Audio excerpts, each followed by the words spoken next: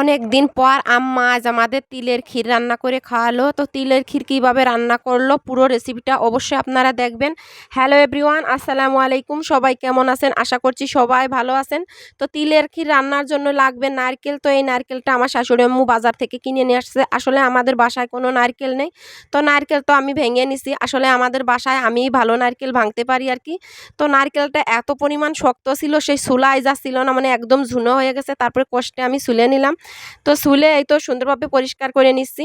আর নারকেল ভাঙতে না আমার খুব ভালো লাগে। আর আমাদের বাসায় যত নারকেল ভাঙা হয় আমি কিন্তু ভাঙি। তারপরে এই তো নারকেলটা ভাঙিয়ে দেখি মানে পানি গালে দিয়ে দেখি পানিটা একদম নষ্ট। পরে আমি পানিটা ফেলে দিই।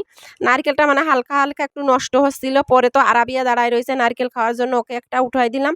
এখন নারকেল কুড়াই নেব। এই তো আমি নারকেল সুন্দরভাবে কুড়াই নিচ্ছি। আর আম্মা তো এদিকে রান্না করতে বসে গেছে। তো এখানে আতপ চাউল নেওয়া হয়েছে। আর এই তো এগুলো হচ্ছে আমাদের বাসার তিল। তো এই তিলগুলো বস্তায় ডলে একদম সাদা করে নেছে। আর তালের গুড় নেওয়া হয়েছে। তো নারকেলও এদিকে কুড়ানো হয়ে গেছে। আর এদিকে আম্মা এই তো খুলায়, আমরা মাটির খুলা বলি আমাদের এলাকায়। তো তিলগুলো সুন্দরভাবে ভাজি করে নেছে। আর তিল ভাজি করে দিলে অনেক বেশি ঘ্রাণ কয়। তো তিল ভাজি করার সময় এত পরিমাণ ফুটতেছিল, মানে ভালো লাগতেছিল।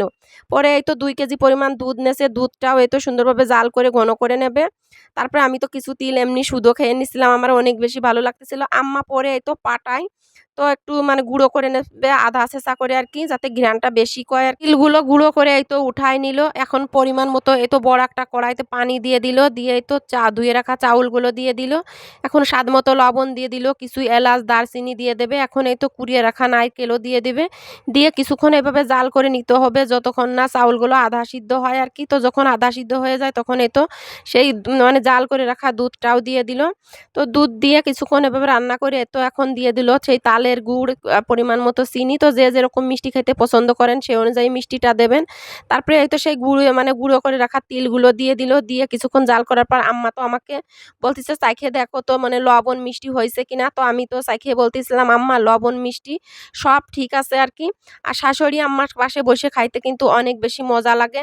অনেকেই বলেন আপনারা উপর দেখান, আপনাদের আসলেই মিল না। আসলে আমার শাশুড়ি আম্মু অনেক বেশি ভালো, আমরাও তাকে ভালোবাসি, সেও আমাদেরকে অনেক বেশি ভালোবাসে।